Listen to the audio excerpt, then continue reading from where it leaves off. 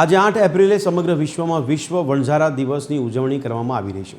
ગાંધીનગરમાં પણ વણઝારા સમાજ દ્વારા ખાસ કાર્યક્રમો યોજીને સરકારને મેમોરેન્ડમ આપવામાં આવ્યું। સમાજના પ્રતિનિધિઓએ પોતાની ઐતિહાસિક ઓળખ અને પ્રમાણપત્રો મેળવવામાં પડતી મુશ્કેલીઓ અંગે રજૂઆત કરી હતી। સરકારે પણ આ પ્રશ્નોના નિરાકરણ માટે હકારાત્મક ખાતરી આપી છે।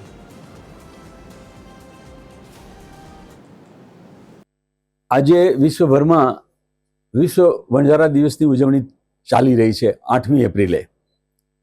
ખરેખર આની સૌ પ્રથમ જાહેરાત તો યુનાઇટેડ નેશન્સ ઓફ એની કરી હતી। વિશ્વભરની અંદર યુરોપ અમેરિકાની અંદર 2 કરોડ વણઝારાઓની વસ્તી છે અને ગુજરાતની અંદર 20 લાખ મળી અને ભારતમાં 5 કરોડ આ લોકોની વસ્તી છે।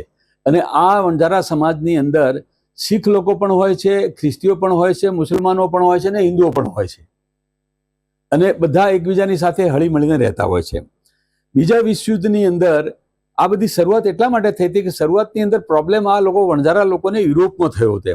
યુરોપની અંદર જ્યારે બીજું વિશ્વયુદ્ધ થયું ત્યારે હિટલરે 60 લાખ યહૂદીઓની હત્યા ખરેખર જર્મનીમાં કરી હતી અને એ સાથે સાથે એને જર્મનીની અંદર 5 લાખ વણઝારાઓની પણ હત્યા કરી હતી। આ બધા વણઝારા જે હતા જે ખરેખર આજે યુરોપમાં છે એ બધા મૂળ ભારતમાંથી ગયેલા છે, એમનું મૂળ ભારત છે। આ વિશ્વ વણઝારા દિવસની ઉજવણી શા માટે?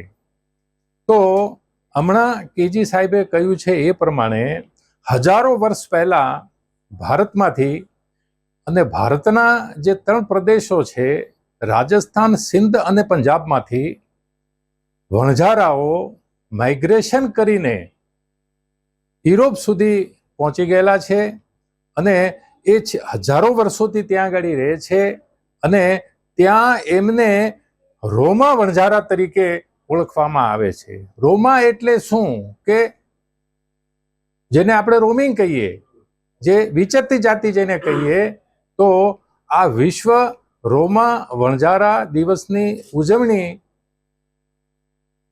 યુનો દ્વારા આ દિવસને ઉજવણી કરવા માટે પ્રસ્થાપિત કરવામાં આવ્યો છે।